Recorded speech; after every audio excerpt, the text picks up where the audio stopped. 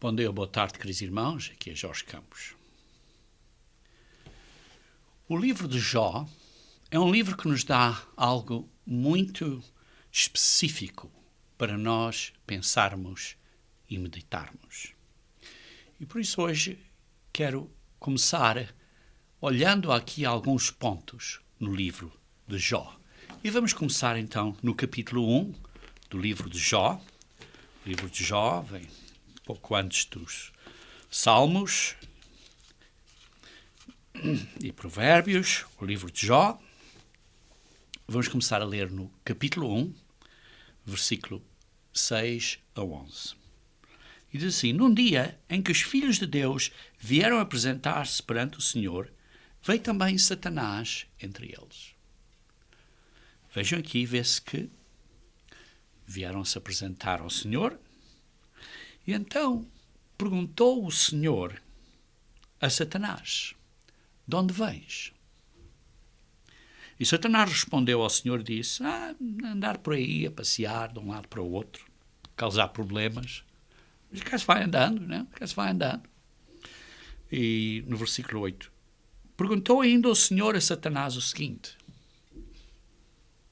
observaste o meu servo Jó?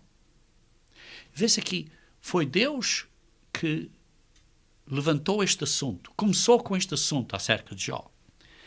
E disse Deus assim: porque ninguém há na terra semelhante a ele, homem íntegro e reto, temente a Deus e que se desvia do mal. Então respondeu Satanás ao Senhor: porventura Jó de balde teme a Deus? Sim, está ele a temer a você por razão nenhuma?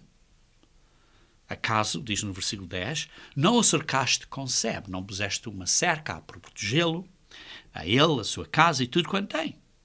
A obra das suas mãos abençoaste, e os seus bens se multiplicaram na terra. Por isso, tem razão de estar satisfeito. É o que Satanás está aqui a dizer. Versículo 11. Estende, porém, a mão e toca-lhe em tudo quanto tem, e verás se não blasfema contra ti na tua face.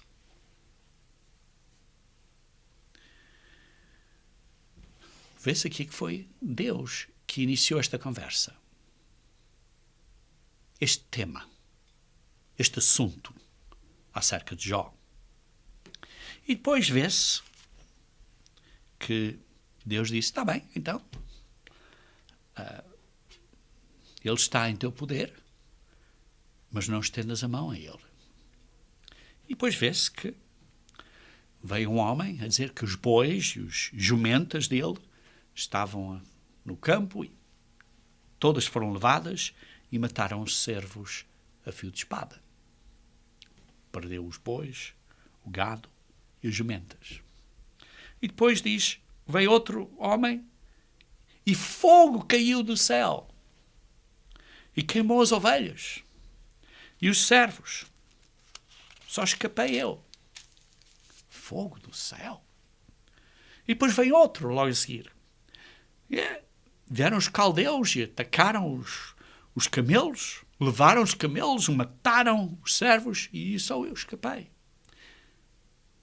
E depois vem outro dizer: olha, os teus filhos estavam a ter uma festa, a beber vinho, quando veio um grande vento e bateu na casa e a casa caiu e morreram eles todos.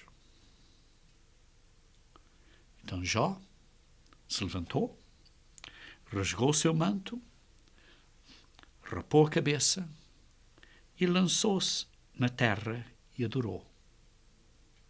Não amaldiçoou a Deus, mas adorou. E disse: nu saí do ventre da minha mãe, e nu voltarei. O Senhor deu e o Senhor o tomou. Bendito seja o nome do Senhor.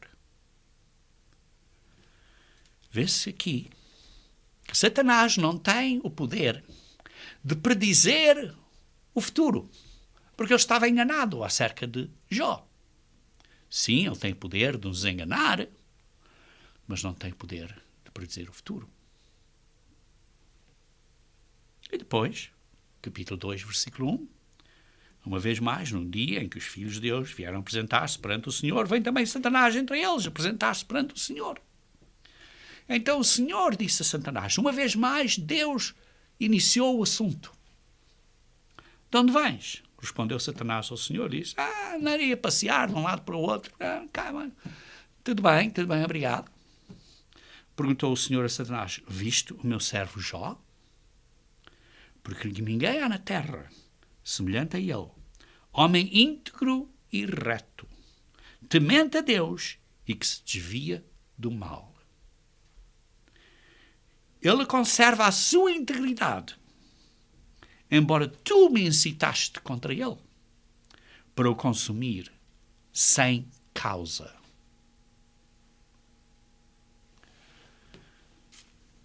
Vê-se aqui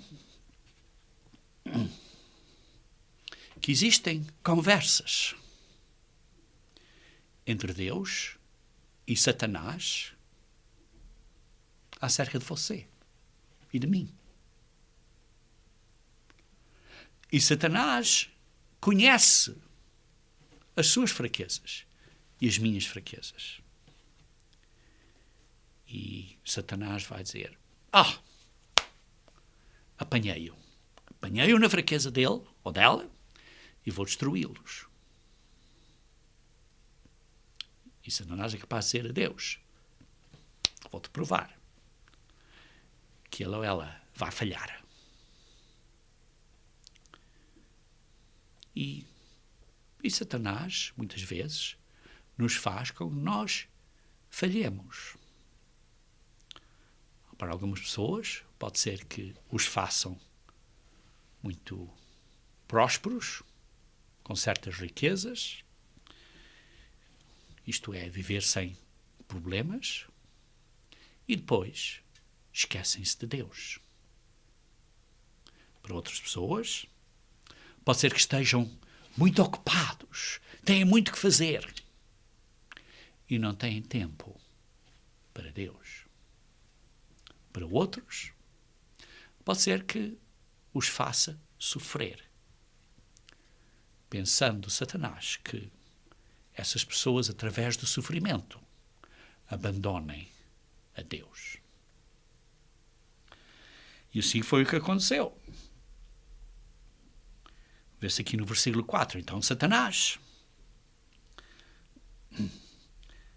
disse assim, respondeu o Senhor, pele por pele, tudo quanto o homem tem dará pela sua vida. Estende, porém, a mão, toca-lhe nos ossos e na carne, e verás se não blasfema contra ti na tua face. E assim vê-se que Satanás saiu da presença do Senhor e feriu Jó com tumores malignos, com grandes dores, desde a planta dos pés até ao cimo da sua cabeça, com bolhas e dores, tumores de grande sofrimento, de grandes dores. Até a mulher dele disse a Jó, amaldiçoa a Deus e morre. E elas aí a dizer, a manter-te na tua integridade, amaldiçoa a Deus. Ele, num monte de cinza, respondeu a ela, tu falas como qualquer pessoa doida. Recebemos o bem de Deus e não recebemos também o mal? Em tudo isto, o Jó não pecou com sua boca. Até os 3 amigos dele vieram, sentado com ele por vários dias, nem falavam, e depois os seus amigos começam a dizer a Jó que precisa de se arrepender, que está cheio de pecados.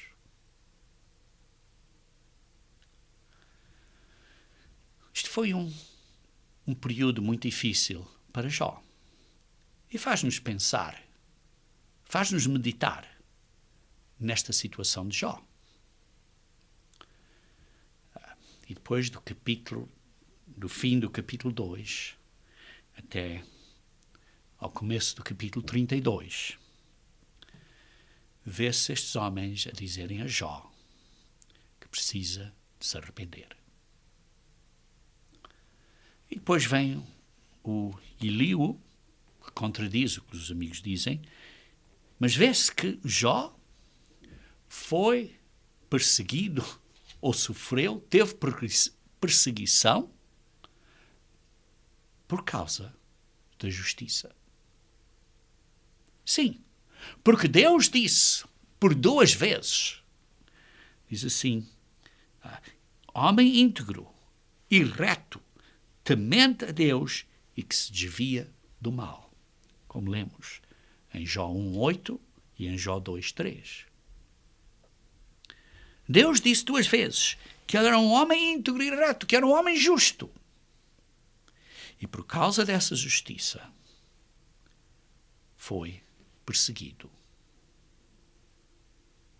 Sim, certamente. O Jó tinha algumas lições a aprender. E Deus usou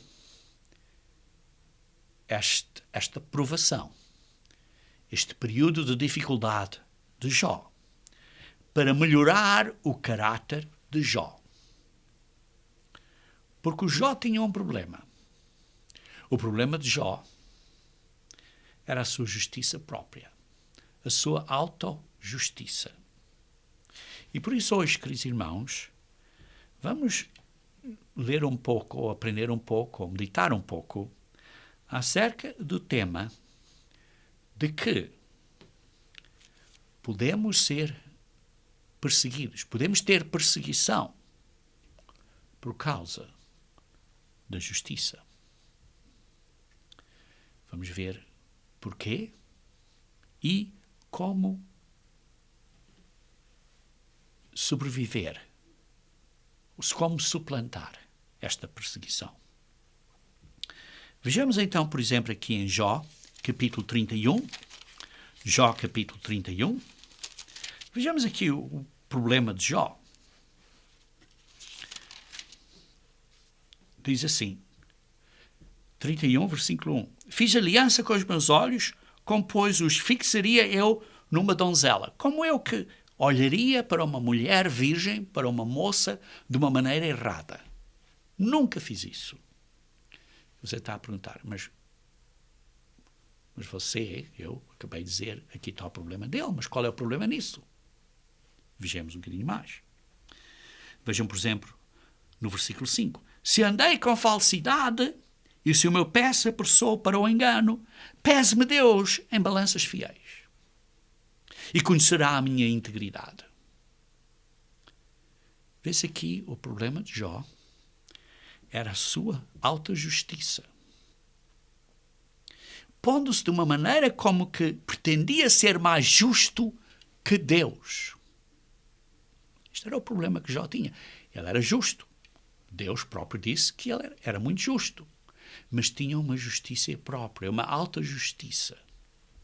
Veja, por exemplo, aqui, versículo 7. Se os meus passos desviaram do caminho, e se o meu coração segue os meus olhos, e se as minhas mãos se apagou a qualquer mancha, então semei eu e outro coma, e sejam arrancados os renovos do meu campo.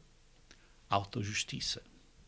Se o meu coração se deixou seduzir por causa de mulher, se andei à espreita à porta do meu próximo, então moa a minha mulher para o outro, e outros se encurvem sobre ela.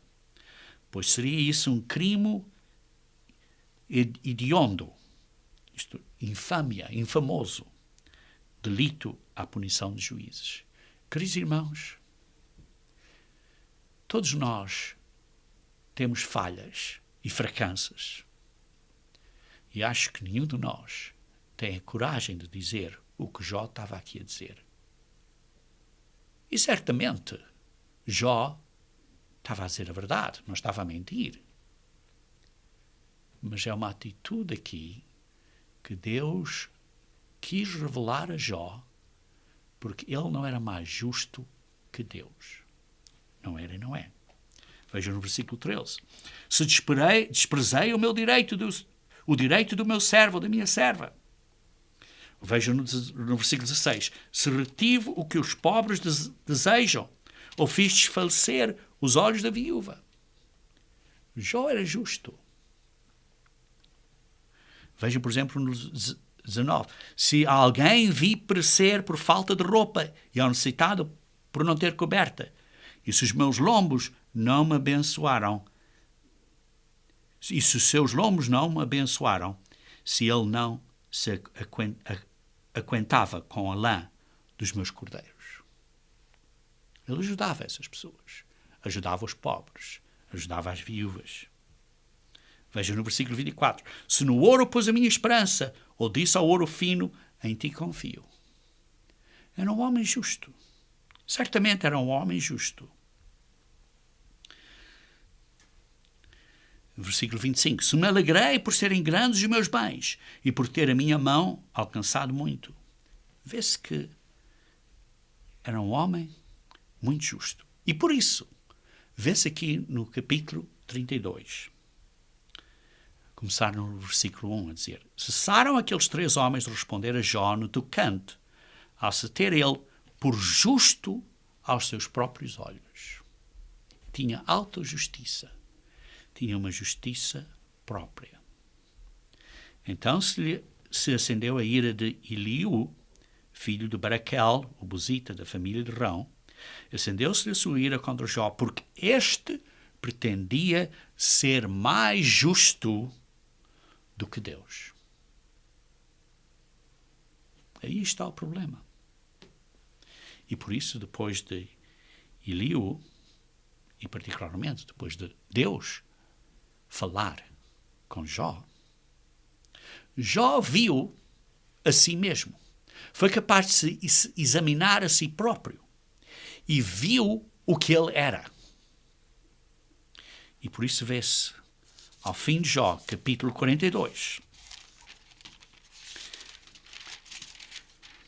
que diz assim, no versículo 5 e 6. Eu te conhecia só de ouvir, mas agora os meus olhos te veem. Por isso me abomino e me arrependo no pó e na cinza. O Jó reconheceu a sua falha de caráter, de justiça própria, porque ele não era mais justo do que Deus. E reconheceu isso e se arrependeu disso. E por isso vê-se no versículo 10. Mudou o Senhor a sorte de Jó, quando este orava pelos seus amigos. Sim, importante, orar pelos amigos. Aqueles que tinham dito mal dele, que lhe tinham dado, digamos assim, bofetadas na cara. E o Senhor lhe deu o dobro de tudo o que antes possuíra. Queridos irmãos, vejamos isto agora em paralelo com as atitudes que Jesus Cristo diz a nós para termos como verdadeiros cristãos. Perdão. Isso é descrito no livro de Mateus, capítulo 5. No livro de Mateus, capítulo 5, fala aí das bem-aventuranças. Que me deixe pôr de outra maneira. São as belas atitudes ou as beatitudes em que devemos de estar. E eu dei alguns sermões, já no passado, a cada uma destas belas atitudes. Um sermão por cada uma destas belas atitudes. A primeira, no versículo 3, bem-aventurados os humildes de espírito, isto é, aqueles que sejam pobres de espírito, isto é, humildes. E dei um sermão acerca da humildade. Depois, no versículo 4, tem a segunda bela atitude cristã, que é aqueles que choram, que se arrependem e choram, porque serão consolados. E choram arrependimento pelo que vemos e pelo que somos e pelo que fazemos. A terceira bela atitude, versículo 5, os mansos. aqueles que são ensináveis. São mansos. Não são selvagens na maneira que tratam outros, mas são mansos e ensináveis. A quarta atitude, que é aqueles que desejam a justiça de Deus. Isto é, aqueles que têm fome e sede de justiça, a justiça de Deus, porque serão fartos. A quinta bela atitude, que é no versículo 7, diz assim: bem-aventurados os misericordiosos, aqueles que têm misericórdia por outros, têm capacidade de perdoar e deixar as coisas passar com misericórdia. E depois a sexta bela atitude, que é os limpos de coração. Limpos de coração. São sinceros, não são nada falsos na maneira que reagem com outras pessoas. São limpos de coração. E a sétima bela atitude que eu descrevi em sermões no passado é para serem pacificadores. Pessoas que fazem paz. Que fazem paz. Não é que amam a paz, mas que fazem a paz. E para ser uma pessoa que fazer paz, é necessário todas as outras atitudes, ou belas atitudes cristãs, porque, como expliquei, e repito, são acumulativas, uma acima da outra, começando com a humildade, e uma se acumula ou vai por cima da outra anterior. No último sermão que dei acerca deste tema de belas atitudes, falei então acerca de sermos pacificadores.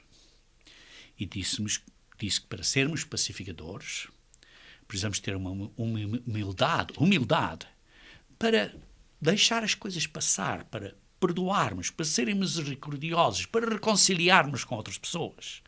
Depois disse que precisamos de tirar esta trave das nossas vidas. Temos que nos arrepender, reconhecer os nossos próprios erros e ter paz no coração. Paz no coração, em vez de ter uma atitude de vingança. Em vez de ser super sensíveis a que outras pessoas dizem. Em vez de fazer demandas e tenho que fazer isto é o meu direito. Mas ter uma paz e remover essa trave dos olhos. E o terceiro ponto que falei acerca de fazermos paz, de sermos pacificadores, é que disse que precisamos de identificar ídolos que nós possamos ter na nossa vida. Certas paixões fortes, porque esses ídolos fazem ou requerem um sacrifício. E isso faz com que nós sejamos menos submissos a Deus e de um para com os outros. E por isso, vemos aqui, pondo agora isto em contexto com a situação de Jó, Jó teve que vencer um ídolo. O ídolo era a sua própria justiça, em vez da justiça de Deus. Mas Satanás não conseguia ver essa falha, porque ele tem o mesmo problema. Porque ele tem a mesma trave nos olhos. Porque ele se idoliza a si próprio. E por isso vimos estas sete belas atitudes que devemos estar. Estas beatitudes, ou, como está descrito na Bíblia em português, bem-aventuranças. Mas são belas atitudes cristãs para estarmos. E eu disse, quando falei da sétima, acerca de ser pacificadores, disse que, de uma maneira de ver, seria a última bela atitude.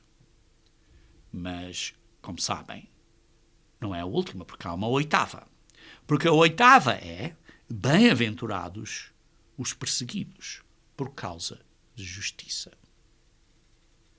A razão que eu disse que ser pacificadores era a última bela atitude, é porque a oitava não é necessariamente só uma bela atitude, mas é um resultado das outras atitudes. É mais um resultado das outras 7 iniciais. Porque quando somos humildes e arrependidos e mansos e buscamos a justiça de Deus e somos misericordiosos e somos puros de coração e somos pessoas que queremos fazer paz, temos esta maneira de viver, esta bela atitude que é diferente do mundo. O mundo nos odeia. E por isso existe uma perseguição. Continuando a ler então aqui no versículo 10. Bem-aventurados os perseguidos por causa da justiça, porque deles é o reino de Deus. Bem-aventurados sois quando por minha causa vos injuriarem e vos perseguirem e mentindo disserem tudo mal contra vós. Regozijai-vos e exaltai, porque é grande o vosso galardão nos céus, pois assim perseguiram os profetas que viveram antes de vós. Queridos irmãos, esta bem-aventurança, de uma maneira de ver diferente, é um resultado das outras 7 bem-aventuranças ou belas atitudes que possamos ter, ou que devemos ter como verdadeiros cristãos. E por isso o que está aqui a dizer é que, quando temos estas belas atitudes cristãs na nossa vida, precisamos de esperar que vai haver perseguição contra nós. E por isso não fiques surpreendido quando houver perseguição contra você pela justiça. Porquê? Vejam comigo, se faz favor, em 1 Pedro, capítulo 2. 1 Pedro, capítulo 2, versículo 11 e 12, que diz assim. 1 Pedro, capítulo 2, versículo 11 e 12. Amados, exortai-vos como peregrinos e forasteiros que sois a vos absterdes das paixões carnais, que fazem guerra contra a alma. Queridos irmãos, temos que forçar isto. Somos pessoas físicas, certas paixões carnais existem e precisamos nos abster delas. Versículo 12. Mantendo exemplar o vosso procedimento. Um ponto importante, o nosso procedimento, a nossa conduta, a nossa maneira de nos conduzirmos. O nosso procedimento no meio de gentios. Para que naquilo que falam, não é se falarem, é naquilo que falam. É uma certeza que vão falar de você contra vós, outros, como se fossem malfeitores.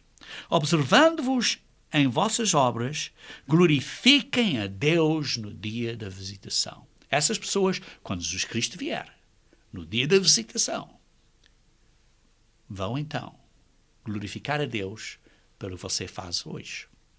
Mas hoje, falam mal de vocês, como se fossem malfeitores. É o que diz aqui. O resultado final é que vão glorificar a Deus no dia da justificação. E por isso temos que ser um exemplo hoje em dia. Um exemplo. Temos mantendo exemplar o vosso procedimento. A vossa boa conduta. Vejam, por exemplo, no capítulo 3, versículo 15 a 17. Diz assim, do mesmo livro, capítulo 3, versículo 15 a 17. Antes santificai a Cristo como Senhor em vosso coração, estando sempre preparados para responder a todo aquele que vos pedir razão da esperança que há em vós. Fazendo-o, todavia, com mansidão e temor, com boa consciência, De modo que naquilo que falam, naquilo que estão a dizer, não é se falarem, mas é naquilo que falam contra vós outros.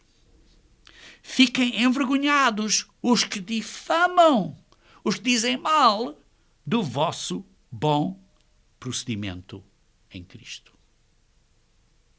Queridos irmãos, aqui está. Vão dizer mal de você. Isto é, vão bater você uma bofetada de um lado da cara. E você, então, tem que continuar de boa consciência, com um bom comportamento e não dizer mal a eles. Vejamos, então, capítulo 4 do mesmo livro, versículo 1 a 4. Diz assim: Ora, tendo Cristo sofrido na carne, armai-vos também vós do mesmo pensamento, pois aquele que sofreu na carne deixou o pecado, para que no tempo que vos resta na carne, já não vivais de acordo com as paixões dos homens, mas segundo a vontade de Deus. Temos que vencer, temos que ser diferentes, temos que ser um exemplo, um exemplar do bom comportamento. Versículo 3. Porque basta o tempo decorrido para teres executado a vontade dos gentios, já basta os dias do passado que vocês fizeram essas coisas, tendo andado no passado em dissoluções, concupiscências, borracheiras, orgias, bebedices e em detestáveis idolatrias. Isso foi do passado. Agora vocês se arrependeram, vivem uma vida cristã nova. Arrependimento, com humildade, com coração puro. Por isso, difamando-vos, estranham que não concorreis com eles ao mesmo excesso de vacilão. Estão a dizer mal de vocês, estão a dar bofetadas a você na cara, de um lado esquerdo, e estão surpreendidos que você não devolve com bofetadas a eles.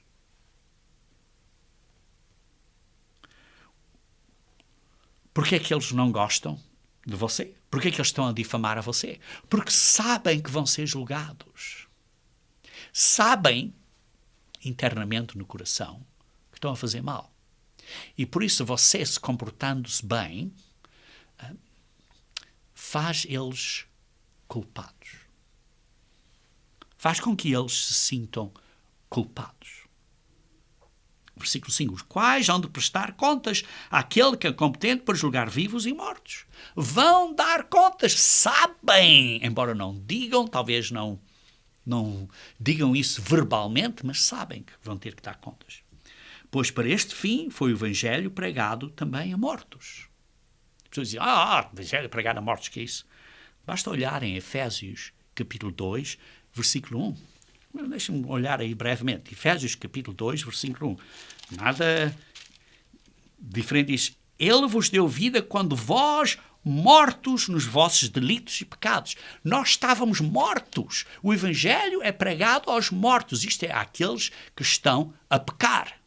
Não é que estejam mortos fisicamente, mas que estão condenados à morte porque estão a pecar. Estão no caminho da morte. E por isso, tecnicamente, da maneira que Pedro aqui descreve, estão mortos. E por isso o Evangelho é pregado àqueles que estão mortos, porque estão no pecado, estão no caminho da morte. Para esse fim, o Evangelho pregado também a mortos, para que, mesmo julgados na carne, segundo os homens, vivam no Espírito segundo Deus. Possam se arrepender e possam viver da maneira correta. Queridos irmãos, Jesus Cristo, na sua oração final, em João capítulo 17, versículo 14, à frente dos irmãos, após a comemoração da Páscoa, em João 17, versículo 14, diz assim: Eu lhes tenho dado a tua palavra. Estava ele a orar ao Pai. E o mundo os odiou. O mundo odeia os cristãos. Porque eles, os cristãos, não são do mundo. Como eu, Cristo, também não sou do mundo. O mundo nos odeia porque nós não estamos a seguir o mesmo mau exemplo deles. E por isso, quando nós não seguimos esse mau comportamento, faz com que eles realizem ou compreendem, embora não digam dessa maneira, que estão culpados. E por isso eles não gostam disso. Por isso eles não gostam disso. E por isso é que diz: o mundo os odiou, porque eles não são do mundo. E por isso, não fiques surpreendido. Não fiques surpreendido se o mundo te odeia. Hoje em dia, no mundo, existe ainda para os cristãos, não em todas as áreas do mundo, mas em muitos locais no Ocidente, existe ainda uma certa paz para os cristãos. Podem ser cristãos, podem viver em paz até um ponto. E porquê? Vejam comigo em Marcos, capítulo 13. Marcos, capítulo 13, versículo 9 e 10. Estai vós de sobreaviso, e estejam avisados, porque vos entregarão aos tribunais e às sinagogas, sereis açoitados, vos farão comparecer à presença de governadores e reis por minha causa, para lhes servir testemunho. Vão ser perseguidos. Mas é necessário, versículo 10, que primeiro o Evangelho seja pregado a todas as nações. E neste momento o Evangelho está a ser pregado a todas as nações. E por isso, enquanto o Evangelho está a ser pregado, há uma certa, digamos assim, quantidade de paz. Relativamente. Não muita, mas já há uma certa. Vocês, como cristãos, podem congregar-se, podem reunir-se com outras pessoas. Ainda existe um certo grau de paz. Porque diz assim: é necessário que primeiro o Evangelho seja pregado a todas as nações. E por isso, esta paz é temporária. Esta paz, de uma maneira relativa, está claro, entendem o que eu estou a dizer, é temporária até a obra de pregar o Evangelho ao mundo como testemunho seja completada até ao ponto que Deus queira. Nós sabemos, vocês podem ler em Apocalipse 12, que Satanás vai perseguir a igreja, principalmente versículos 13 e 14. Mas parte da igreja vai ser protegida da cara da serpente. E depois vocês podem ler em Apocalipse 3, versículo 10, que diz que parte da igreja vai ser protegida. E não é uma questão de você pertencer a uma organização ou outra, que as pessoas dizem: você tem que pertencer a esta organização para ser protegido, porque se você não estiver nesta organização não é protegido. Não, não tem nada a ver ser de uma organização ou de outra. Por que eu digo isso? Porque vejam o que diz em Lucas 21. Lucas 21, versículo 36. Lucas 21, versículo 36, diz assim: vigiai, pois a todo o tempo orando, para que possas escapar de todas estas coisas que têm de suceder. Alguns cristãos vão escapar, vão ser protegidos por Deus, por causa do bom comportamento, como diz em Apocalipse 3, versículo 10. Alguns vão escapar. Mas diz assim: vigiai a todo o tempo, orando para que possas escapar. Não diz pertence a este grupo para que possas escapar. Diz vigiai. Vigiar o quê? Olha, preciso ler em contexto no versículo 34.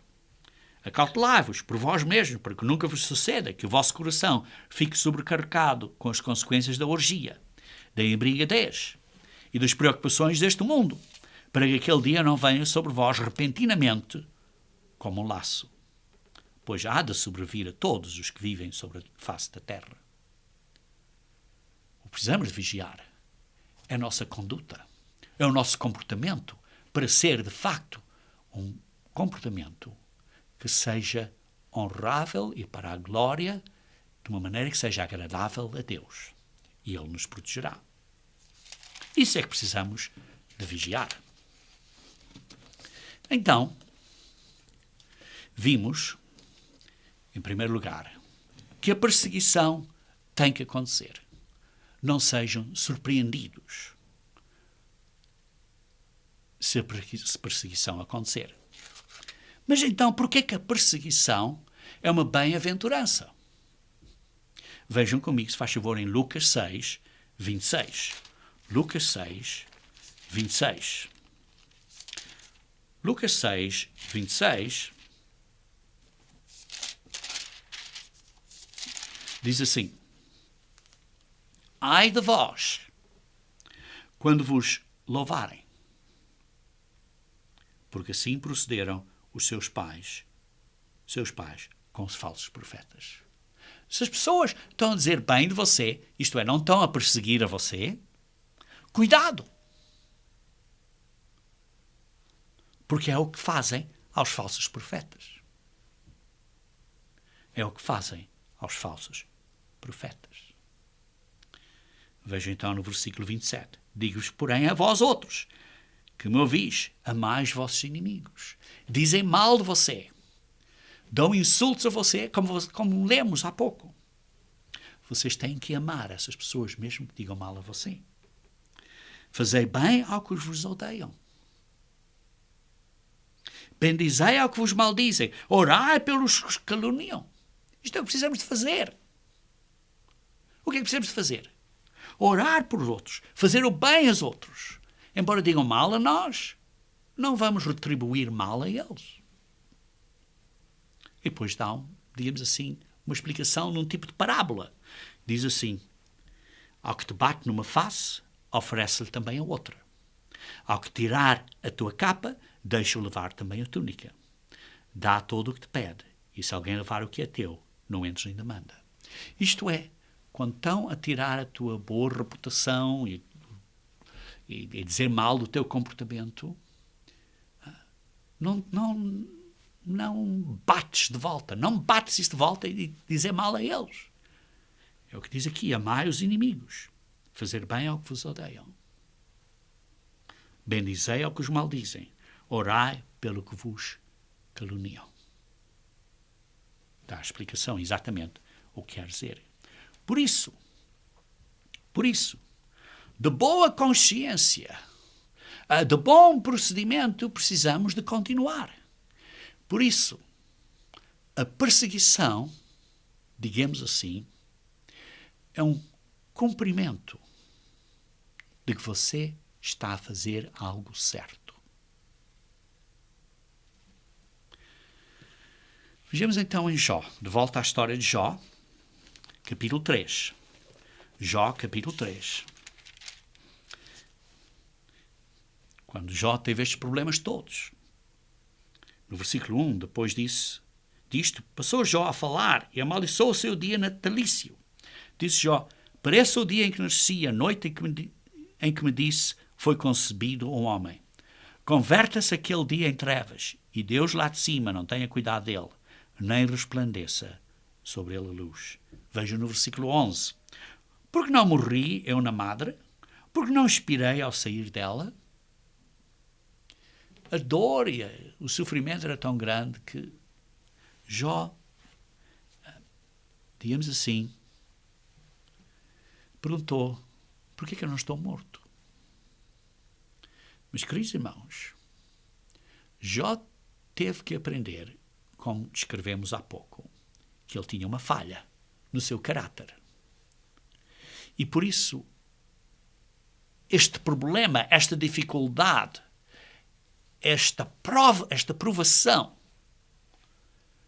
deu à luz, iluminou nele a falha dele. E por isso, a perseguição, as nossas provas, as nossas dificuldades, nos ajudam a nos examinar a nós próprios e encontrarmos essas falhas de caráter que nós temos.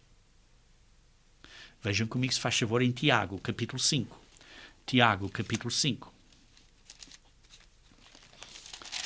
Versículo 10 a 11. Irmãos, tomai por modelo no sofrimento e na paciência os profetas, os quais falaram em nome do Senhor. Eis que temos felizes os que perseveraram firmes tendo ouvido da paciência de Jó, e visto que fim o Senhor lhe deu. Foi abençoado com o dobro. Porque o Senhor é cheio de eterna misericórdia e compassivo. A perseguição, queridos irmãos, revela as nossas falhas em caráter. Mas Deus tem amor e é misericordioso e nos abençoará depois. Então, porquê é que a perseguição é uma bem-aventurança? Primeiro, porque é um cumprimento a dizer que estamos a fazer algo certo. E em segundo, porque nos ajuda a ver as nossas falhas no caráter para nos arrependermos e podermos ser melhor pessoa. Porque Deus é misericordioso e quer o nosso bem, tem nosso amor por nós, porque nos quer abençoar ainda de uma maneira maior. E como sabemos, Jesus Cristo, em Hebreus 5, versículos 7 a 9, sofreu sem pecar e por isso foi aperfeiçoado. E por isso a perseguição e as provações nos fazem mais perfeitos. Fazem o nosso caráter mais sólido, mais permanente, mais perfeito. E por isso a perseguição é uma benção, porque é um cumprimento que estamos a fazer algo bem. Estamos a sofrer por justiça, não porque estamos a sofrer pelas nossas asneiras, mas estamos a sofrer pela justiça de Deus. Por isso é um cumprimento, estamos a fazer algo bem. Revela as nossas falhas de caráter para podermos ter uma maior recompensa e faz com que o nosso caráter fique mais perfeito, fique mais formado, mais bem moldado. Então, uma vez tendo visto que, digamos assim, que a perseguição tem que acontecer e que a perseguição é uma bem-aventurança, como podemos suportar perseguição e provações com sucesso? Como podemos suportar perseguição e provações com sucesso? Vejam comigo em 1 Pedro, capítulo 2. 1 Pedro, capítulo 2, versículo 21 a 23. Diz assim: porquanto para isto mesmo fostes chamados. Fomos chamados para esta razão. Qual razão? Pois que também Cristo sofreu em vosso lugar, deixando-vos exemplo para seguir os seus passos.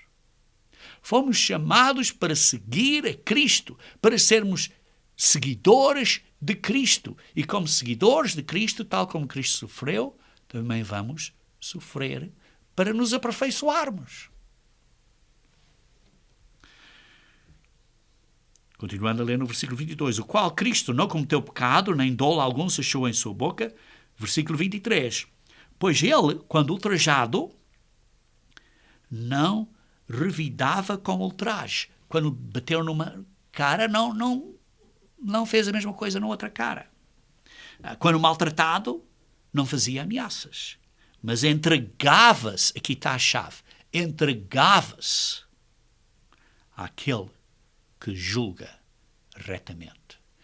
Jesus Cristo sofreu, foi maltratado, porque se entregou, porque confiou, porque teve fé no Pai, que vai haver justiça justa. Igualmente nós temos agora Jesus Cristo que vai ser o nosso, o quem nos vai julgar. E precisamos ter confiança nessa justiça justa dele. Por isso precisamos de viver para a justiça. Precisamos viver para a justiça. Por isso, como suportamos a perseguição? Primeiro, Porque confiamos em Deus. Que Ele vai resolver os problemas, seja qual forem, da melhor maneira que Ele entende. Está claro? Não é da maneira que nós entendemos. Não é da maneira que nós pedimos, talvez. Talvez seja de outra maneira. Mas Ele vai resolver os problemas, estas dificuldades, estas provações.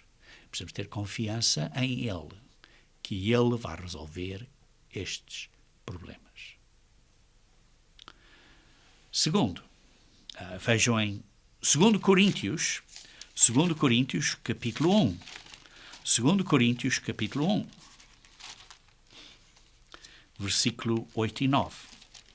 A segunda carta de Coríntios, capítulo 1, versículo 8 e 9.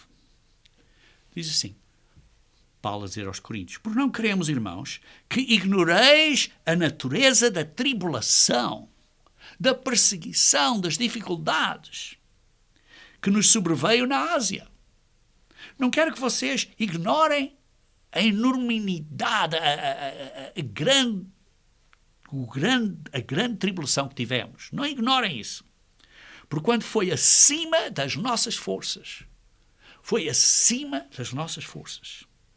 A ponto de desesperarmos até da própria vida. A tribulação foi tão grande que desesperamos da nossa própria vida.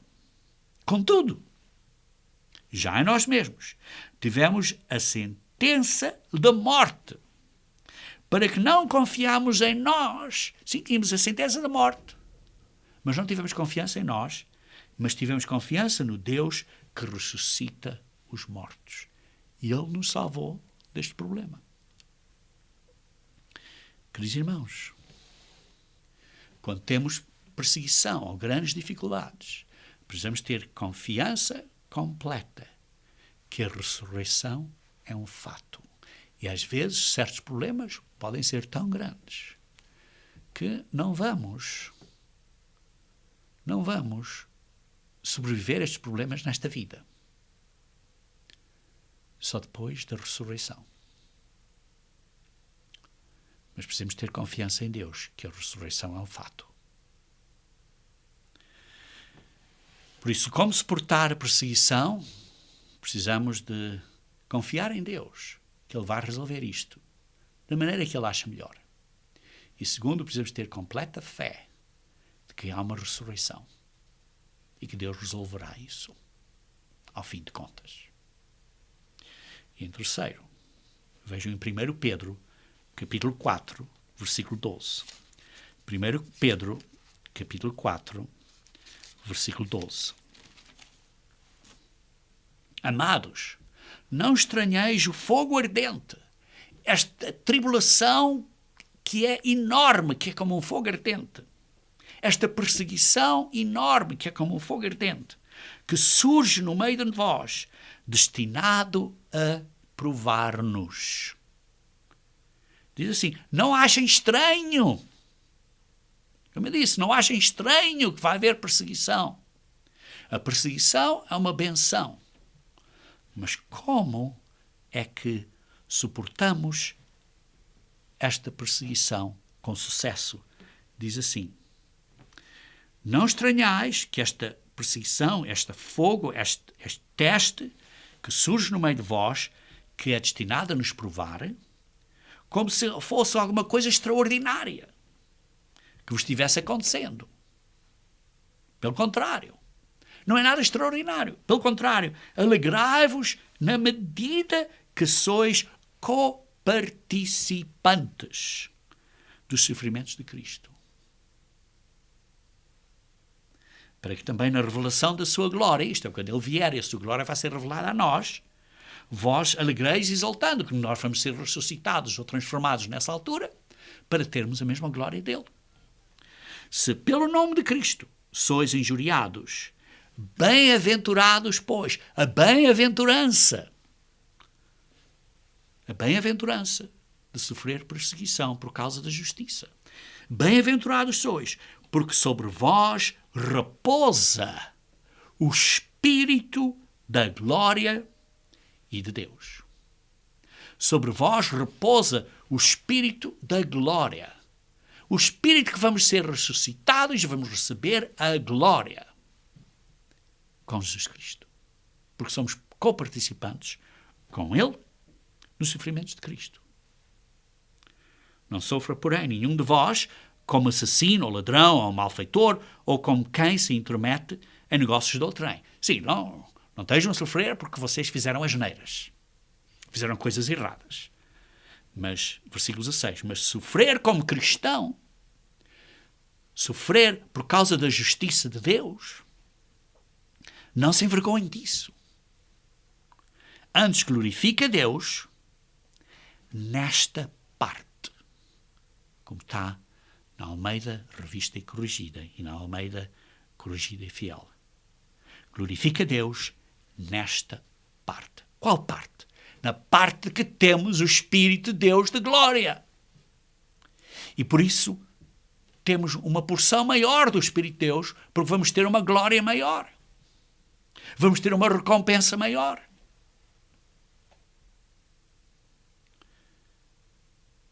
Porque o Espírito da glória de Deus, como diz aqui, repousa em vós. Isto não é para os fracos, é para os fortes. Mas como vimos, um cristão, com estas 7 belas atitudes que descrevi de Mateus 5, começando de humildade e acumulando de uma à outra, de arrependimento e mansidão, buscando pela justiça, misericórdia, ser um pacificador. Estas belas atitudes têm um resultado, que vamos ser odiados pelo mundo. E por isso, não estejam surpreendidos quando houver perseguição. Esperem perseguição. Esperem provas. Esperem, não achem estranho o fogo ardente. Porque isso é um resultado de ser um verdadeiro cristão. Sim, é difícil de entender isto, irmãos, mas lembrem-se que Deus é misericordioso e que Ele nos vai recompensar, porque esta perseguição, este sofrimento é uma benção, uma bem-aventurança. Porque primeiro é significado que estamos a fazer algo certo, segundo, nos ajuda a identificar algumas falhas de caráter, e esta perseguição nos ajuda a fazer o nosso caráter mais permanente, mais sólido, mais perfeito, para podermos ter uma recompensa maior, porque Deus é misericordioso e amoroso para conosco. Porque Ele nos quer dar mais. Quer nos dar o Espírito da glória. Mais glória. E por isso, para suportar esta perseguição, precisamos de confiar em Deus. Confiar que vai haver uma ressurreição. E confiar que a glória de Deus vai ser dada a nós, porque temos o Espírito da glória e o Espírito de Deus, que repousa em nós. E por isso, voltando agora à história de Jó, ao fim do livro de Jó, capítulo 42. Capítulo 42 de Jó. Como lemos no versículo 10, diz assim: mudou o Senhor a sorte de Jó, quando ele não odiou os inimigos, mas orou por eles. Orou por eles. Orou pelos seus amigos que tinham sido inimigos durante este problema, esta dificuldade. Então o Senhor lhe deu o dobro. Lhe deu uma recompensa ainda maior. Porque Deus é amoroso e misericordioso, e considerem o fim de Jó que teve uma recompensa ainda maior. Porque Deus é misericordioso e bondoso, porque nos quer dar mais.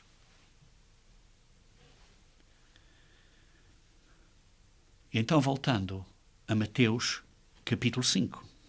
Mateus capítulo 5, vendo estas bem-aventuranças, no versículo 10, diz assim: bem-aventurados os perseguidos por causa da justiça. Da justiça de Deus, não é da justiça própria. da justiça de Deus. Porque deles é o reino de Deus. Vão ser membros do reino de Deus, da família de Deus. Vão estar no reino de Deus, reinar no reino de Deus. Bem-aventurados, versículo 11, sois quando por minha causa vos injuriarem e vos perseguirem e mentindo dizem mal de vós. Estão a perseguir vocês por fazerem o bem. E estão a dizer mal de vocês porque estão a vos difamar, estão a mentir. Versículo 12. Regozijai-vos e exaltai, porque é grande o vosso galardão. Como o galardão de Jó dobrou, vós vão ter um maior galardão no reino de Deus. Uma recompensa maior, porque Deus quer dar a vocês mais. Pois assim perseguiram os profetas que viveram entre vós. Queridos irmãos, haverá perseguição por causa da justiça. Mas essa perseguição é para nos fazer melhores pessoas e para Deus nos dar uma maior recompensa no reino de Deus.